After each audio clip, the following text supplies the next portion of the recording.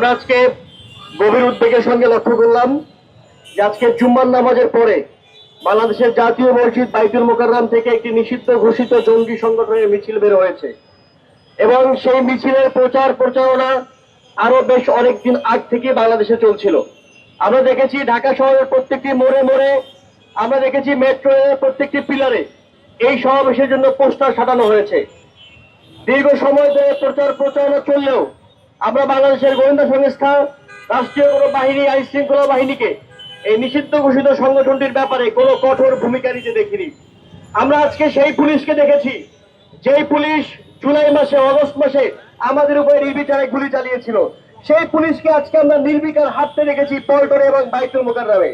আমরা আজকে দেখেছি যখন নিষিদ্ধ ঘোষিত সংগঠনটি মিছিল করছিল তখন পুলিশ লাঠি নিয়ে হেলে দুলে হাঁটছিল। এই পুলিশই আমাদের গায়ে গুলি করেছিল জুলাই এবং অগস্টে। আলোর পথে নতুন দিশা।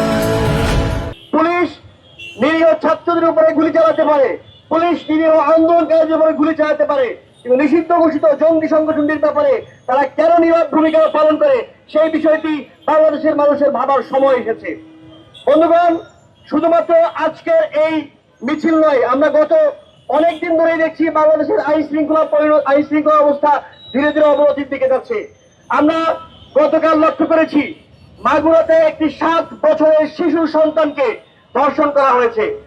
গত প্রায় 1 মাস ধরে আমরা দেখেছি বাংলাদেশের প্রত্যন্ত কয়েকটি অঞ্চলে একাধিক ধর্ষণের ঘটনা ঘটেছে, কিন্তু আমরা সেই ধর্ষণের ঘটনার পরে ভিকটিমদের কান্নাই শুধু দেখেছি, অপরাধীদেরকে গ্রেফতার করতে আমরা দেখিনি। এই যে ধীরে ধীরে বাংলাদেশের আইন শৃঙ্খলা পরিস্থিতির অবনতি হচ্ছে, এই জন্য ইন্টারিম গভর্নমেন্ট দায়ী, এই জন্য বাংলাদেশের পুলিশ দায়ী, এই জন্য বাংলাদেশের গোয়েন্দা সংস্থা দায়ী। বাংলাদেশের ইন্টারিম গভর্নমেন্টকে, পুলিশকে, গোয়েন্দা বাহিনীকে বলতে চাই, যারা আমরা জুলাই মাস পার করে এসেছি তারা আমরা কোনো কিছুর সামনে মাথা নত করার অবস্থাতে নেই। জুলাই আমরা পার করে এসেছি, পৃথিবীর কোনো কিছুকে পরোয়া করবার মতো, পৃথিবীর কোনো কিছুকে ভয় পেয়ে রাজপথ ছেড়ে যাওয়ার মতো অবস্থায় আমরা আর নেই। আমরা লড়াই করব। জুলাই আমরা নেমেছিলাম, 5 আগস্ট আমরা নেমেছিলাম নিজেদের জীবন দিব বলে।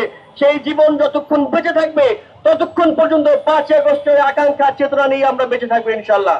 আমরা জানি বাংলাদেশ ধর্মীয় সম্প্রীতি দেশ। হিজবুত তাহরীর নামক সংগঠনটি যে আশা আকাঙ্ক্ষা পোষণ করে, যে কর্মকাণ্ড পরিচালনা করে, তার সঙ্গে বাংলাদেশের মুসলমানদের কোনো সম্পর্ক নেই।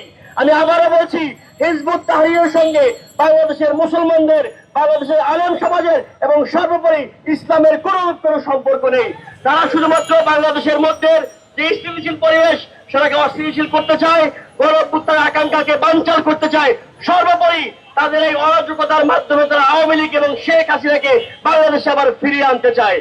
আমরা আজকে রাজু ভাস্কর্য থেকে 1.5-3 ঘন্টা ঘোষণা করছি, আমাদের শরীরে 1 বিন্দু রক্ত ফোঁটা থাকা পর্যন্ত আওয়ামী লীগকে সুবিধা দেয়, শেখ হাসিনাকে সুবিধা দেয়, এরকম কোন কার্যকলাপ সম্ভব হতে দিব না ইনশাআল্লাহ।